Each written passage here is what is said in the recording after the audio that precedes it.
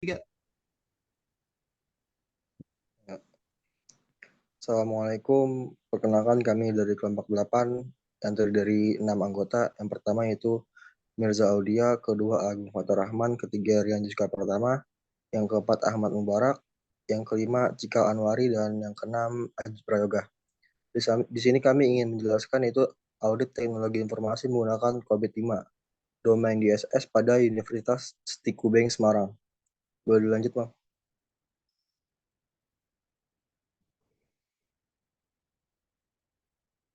Tujuan penelitian. Tujuan penelitian adalah untuk mengaudit tata kelola teknologi informasi dari sistem Smart Campus Universitas Tikubeng Semarang dengan menggunakan framework COVID-5 untuk mengetahui tingkat keamanan aset serta mendorong pencapaian tujuan organisasi secara efektif. Hasil penelitian audit sistem informasi Smart Campus Universitas Tikubeng Semarang mencapai nilai 3,89 pada proses maturity level, yang artinya proses tersebut hanya sampai ke level ketiga. Sementara pada proses capability level hanya mencapai level 2. Masih terdapat proses-proses yang harus diperbaiki lagi untuk dapat meningkatkan ke level berikutnya. Boleh lanjut, Bang?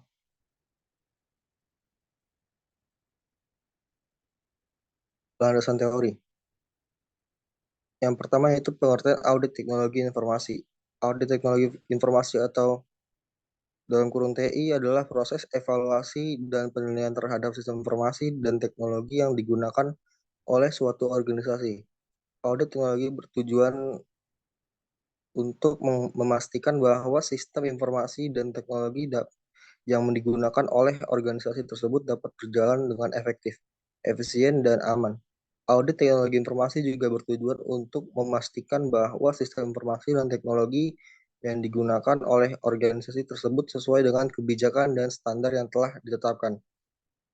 Yang kedua, COVID-5. COVID-5 atau Control Objective for Information and Related Technology adalah kerangka kerja manajemen teknologi informasi yang digunakan untuk membantu organisasi dalam mengelola risiko dan memastikan bahwa sistem informasi dan teknologi yang digunakan oleh organisasi tersebut dapat berjalan dengan efektif, efisien, dan aman. COVID-5 terdiri dari 5 domain, yaitu evaluasi, perencanaan, dan organisasi, akuisisi, pengiriman dan dukungan, dan monitor dan evaluasi. Yang ketiga, audit teknologi informasi menggunakan COVID-5. Audit teknologi informasi menggunakan COVID-5 bertujuan untuk memastikan bahwa sistem informasi dan teknologi yang digunakan oleh suatu organisasi sesuai dengan kebijakan dan standar yang telah ditetapkan oleh COVID-5. Audit teknologi informasi menggunakan COVID-5 juga bertujuan untuk memastikan bahwa sistem informasi dan teknologi yang digunakan oleh suatu organisasi dapat berjalan dengan efektif, efisien, dan aman. Boleh dilanjut, saya serahkan dengan Bang Aji Prayoga. Lanjutan landasan teori. Audit TI menggunakan COVID-5 terdiri dari beberapa tahapan, yaitu perencanaan audit, pengumpulan data, analisis data, dan pelaporan hasil audit. Perencanaan audit meliputi penetapan tujuan audit, identifikasi resiko, dan penempatan jadwal audit. Pengumpulan data meliputi pengumpulan data tentang sistem informasi dan teknologi yang digunakan oleh organisasi tersebut. Analisis data meliputi analisis terhadap kebijakan dan standar yang telah ditetapkan dalam COVID-5, serta analisis terhadap sistem informasi dan teknologi yang digunakan oleh organisasi tersebut. Pelaporan hasil audit meliputi penyusunan laporan hasil audit dan rekomendasi untuk perbaikan. Dilanjut, Bang. Metode penelitian. Penelitian ini merupakan penelitian kuantitatif yang melibatkan penggunaan survei untuk mengumpulkan data dasar tentang suatu populasi. Data ini kemudian digunakan untuk mengukur tingkat kemampuan dalam domain DSS, Deliver Service and Support. Tempat pelaksanaan dari penelitian ini yaitu di Universitas Tikubeng, Unisbank, Kota Semarang dengan rentang waktu dari bulan September 2021 hingga Februari 2022. Lanjut, Bang. Latar belakang. Teknologi saat ini sudah menjadi bagian penting bagi masyarakat sehari-hari, salah satunya bagi perusahaan atau lembaga. Institusi sering berusaha untuk meningkatkan pangsa pasar mereka atau mencapai tujuan strategis lainnya. Menciptakan sebuah sistem informasi yang nantinya perusahaan atau institusi sering berusaha untuk meningkatkan pangsa pasar mereka mencapai tujuan strategis lainnya. Misal untuk memberi nilai tambah dan untuk meningkatkan operasional kerja. Satu, hal ini juga berdampak pada sistem pendidikan, terutama di pendidikan tinggi Indonesia. Perguruan tinggi di Indonesia mulai menerapkan sistem berbasis teknologi informasi dan komunikasi pada lingkungan kampus. Dua, didorong dari seluruh sivitas akademik di perguruan tinggi yang mengharapkan kenyamanan pada peranan teknologi. Salah satu sistem yang diterapkan yaitu Smart Campus. Smart Campus dapat diterapkan mulai dari penerimaan mahasiswa baru, sistem akademik, sistem informasi, perpustakaan, dan sistem pembayaran uang kuliah. Dengan adanya sistem Smart Campus akan mengurangi kesalahan dan dalam mengerjakan pekerjaan. Tentu juga akan mengurangi biaya yang dikeluarkan oleh kampus. Bisa dilanjut setelah ini, Bang Agung. Terima kasih Bang Aji. Untuk lanjutan latar belakang, yang ketiga, untuk memastikan teknologi Smart Campus dikelola dengan baik agar teknologi tersebut memberikan kontribusi pada pencapaian tujuan organisasi, maka dipandang perlu untuk dilakukan audit Smart Campus. Dengan adanya audit sistem informasi ini, pada sistem Smart Campus yang berjalan di perguruan tinggi diharapkan juga dapat menyelaraskan antara kebutuhan dengan tujuan dari perguruan tinggi. Ada banyak cara yang dapat ditempuh dalam melakukan audit sistem informasi, antara lain menggunakan framework COSO, ISO, ITIL, dan COBIT. Yang keempat, di antara beberapa framework, yang paling banyak digunakan adalah framework COBIT. COBIT memungkinkan lembaga mengembangkan kebijakan yang jelas dan praktek-praktek terbaik untuk pengendalian TI. COBIT dirancang sebagai tool tata kelola TI diguna membantu manajemen dalam mengelola dan memahami resiko-resiko bisnis dan keuntungan-keuntungan yang berhubungan dengan informasi dan TI yang terkait. Bisa dilanjut, Bang Juska, slide-nya.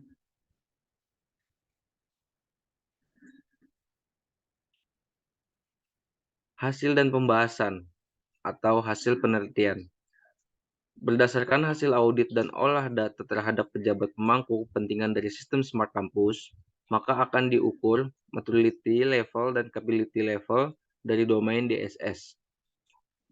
Yang pertama, proses maturity level proses atau tingkat kematangan membahas kendali terhadap proses TI, sehingga manajemen dapat memetakan di mana organisasi berada serta terhadap standar internasional di mana organisasi tersebut ingin berada.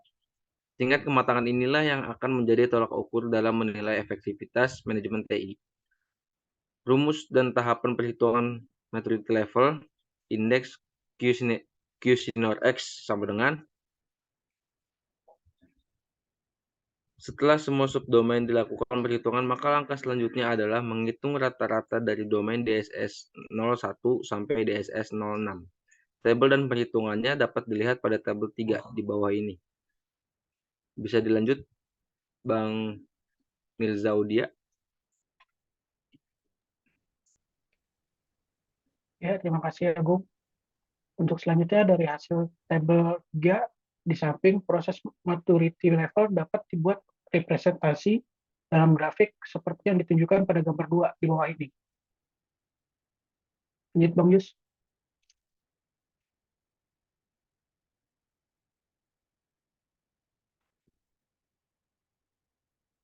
Berdasarkan penjelasan di atas, maka dapat diketahui bahwa rata-rata proses maturity level proses DSS pada sistem Smart Campus Unisbank diperoleh sebesar 3,89.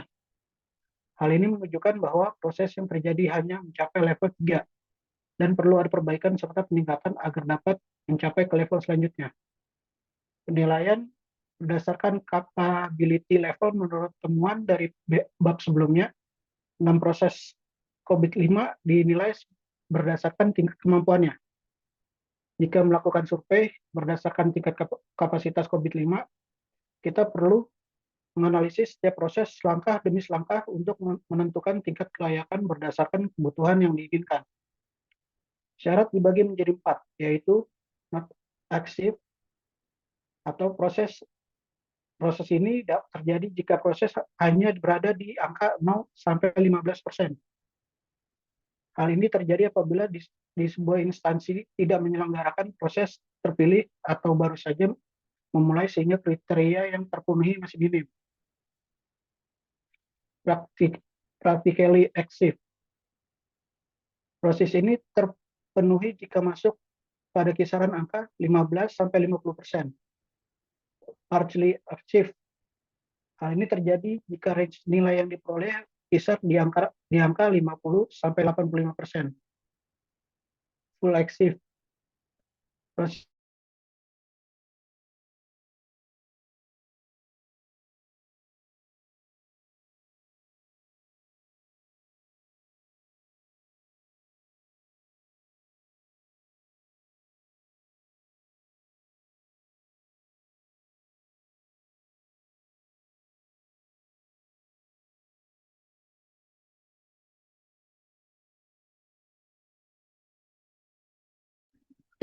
Iya, Pak, jika harus dilanjut.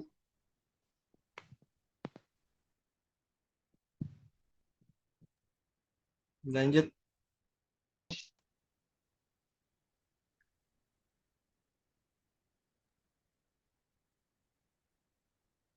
Ya, ini adalah lanjutannya dari materi yang tadi.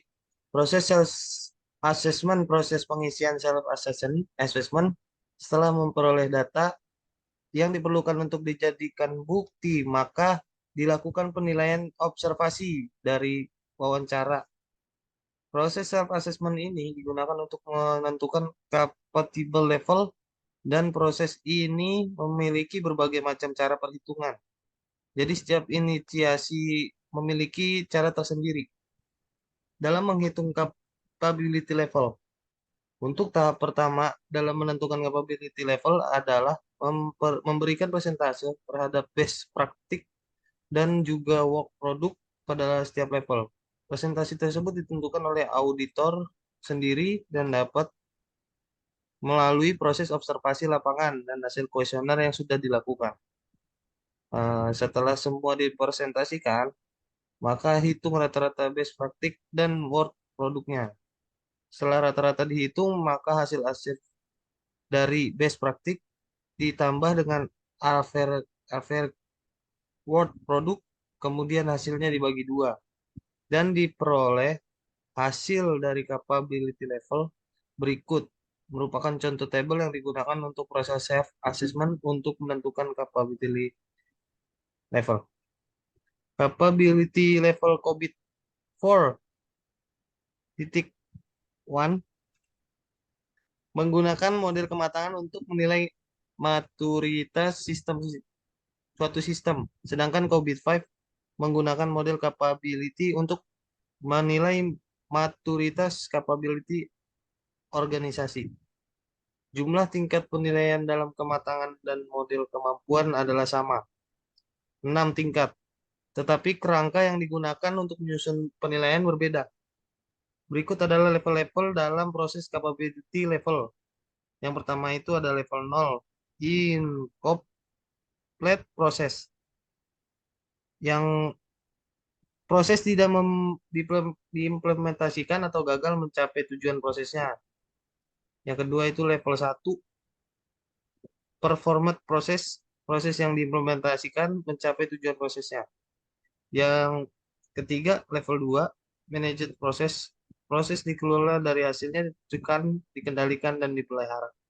Level 3, established proses, sebuah proses standar didefinisikan dan digunakan di seluruh organisasi. Yang kelima ada level 4, predictable proses, proses dijalankan secara konsisten dalam batas yang ditentukan. Yang terakhir level 5, optimizing proses. Proses ini terus ditingkatkan untuk memenuhi tujuan bisnis yang relevan saat ini dan yang diproyeksikan.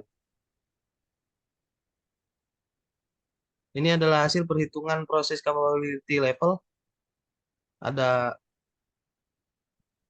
nama prosesnya, yang pertama itu DSS 01, level 0-nya ada 100%, level 1-nya 89,6%. Di level 2-nya PA 2.1, 89,2%, PA titik 2.2-nya 55,35%. Capaian levelnya 2 dan seterusnya. Melihat dari tabel 4 di atas, dapat dijelaskan bahwa semua proses dari DSS 1 sampai DSS 6 hanya mampu mencapai level 2. Hal ini menunjukkan bahwa setiap proses pada setiap sistem Smart Campus Unisbank sudah dikelola dengan baik dan akan lebih baik lagi jika semua proses tersebut ditingkatkan agar menjadi level yang maksimal. Target yang saat ini harus dicapai oleh sistem Smart Campus Unisbank adalah meningkatkan ke level 3, yaitu Established Process. Maka dari itu diperlukan perhitungan gap analisis untuk proses perhitungannya. Dilanjutannya dapat dilihat pada tabel 5 yang akan ditampilkan dan dilanjutkan oleh Bang Cikal Anwari. Silakan Bang Cikal, dilanjut. Ya, terima kasih Bang Yuska. Saya akan menjelaskan materi yang diteruskan dari Bang Yuska. Pada tabel 5 ini terdapat nama proses seperti yang tadi tabel sebelumnya, DSS 01, terus level 1 ini 2, target level 3, dan gap 1. Nah, pada penjelasan di tabel 5 ini, setelah mengetahui gap analisis, langkahnya berikutnya kemudian menghitung capability score dari sistem Smart Campus Unisbank menggunakan rumus 2 di bawah ini. Dari hasil perhitungan di atas dapat disimpulkan bahwa proses capability level yang diperoleh sistem Smart Campus Unisbank yaitu pada level 2 dan memiliki gap analisis 1 untuk mencapai level yang diinginkan. Next, Bang.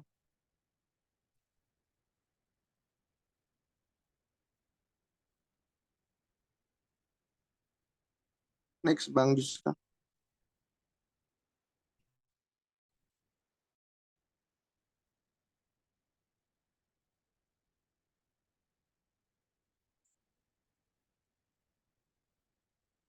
Nah, dari materi presentasi yang sudah dijelaskan dengan kami, itu didapatkan kesimpulan dan saran berikut ini. Setelah dilakukan analisa dan penghitungan proses capability level domain DSS pada sistem Smart Campus Unisbank, maka diperoleh kesimpulan bahwa penghitung proses capability level yang dilakukan pada sistem Smart Campus Unisbank berhasil memperoleh sebesar sekian dengan satu proses mendapat level 1, sedangkan 4 proses lainnya memperoleh level 2. Hal ini dapat menyimpulkan bahwa tata kelola TI yang terjadi pada sistem Smart Campus Unisbank secara keseluruhan telah dikelola dengan baik, namun masih perlu ada perbaikan dan peningkatan pada beberapa bagian. Saat ini, target dari instansi yaitu bisa meningkatkan sampai ke level 3. Maka dari itu terdapat gap sebesar 1,1 untuk sampai ke target yang diinginkan. Pihak bagian IT dari Universitas Stikubeng harus mampu membuat sejumlah SOP, standar operasional prosedur, yang sesuai dengan proses-proses dari framework COVID-5. Next, Bang.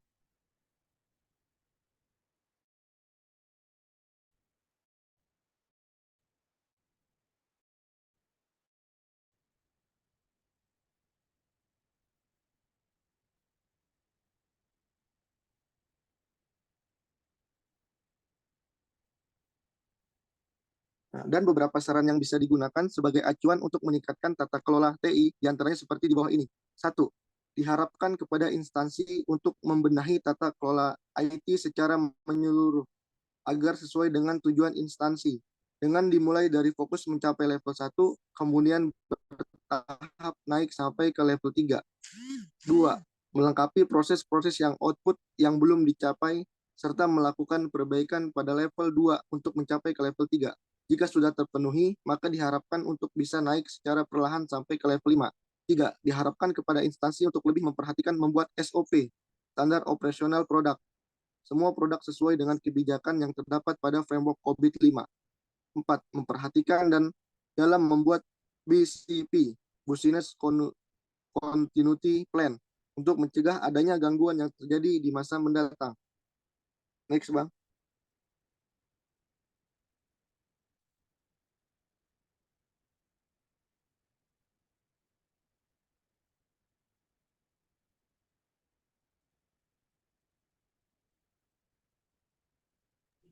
Langsung ditutup aja Bang Cikal.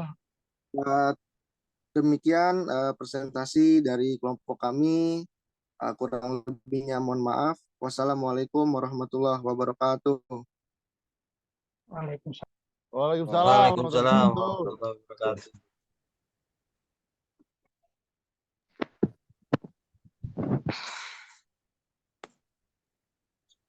wabarakatuh. Foto dulu kali, screenshot.